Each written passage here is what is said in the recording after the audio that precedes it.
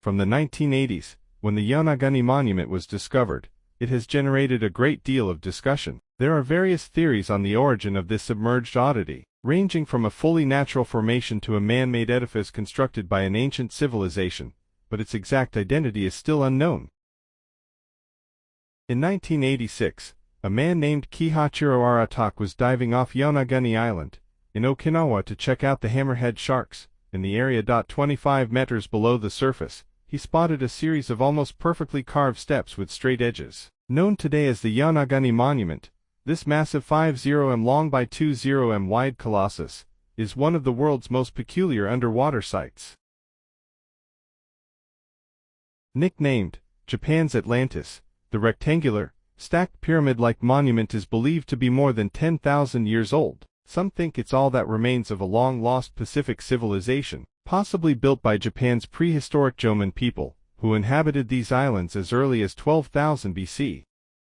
The Jomon were hunter-gatherers, who occupied the Japanese archipelago up to 300 BC. The Yamato Japanese, who comprise 97% of the Japanese population today, descended from them.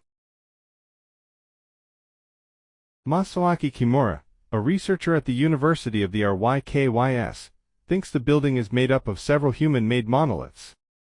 According to Kimura, it dates back 10,000 years and was once part of the lost continent of Mu.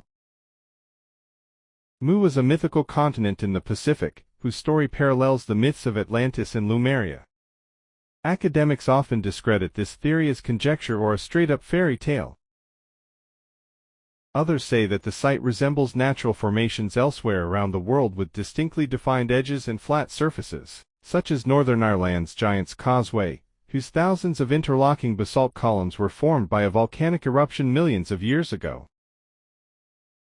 Geologist Robert Schoch of Boston University is Kimura's main critic in this matter. Schoch believes that the monument contains numerous well-defined parallel bedding planes along which the layers easily separate. This jointing and fracturing create rectangular and other symmetrical formations.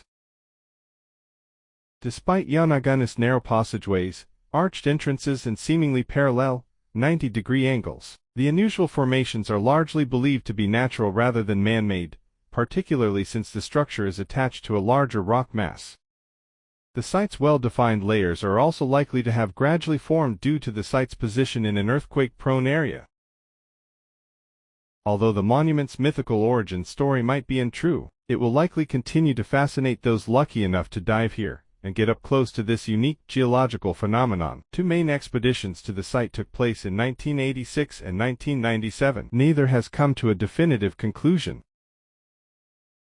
Since the structure does not have any special protection from the Japanese government, divers can freely explore it and draw their own conclusions.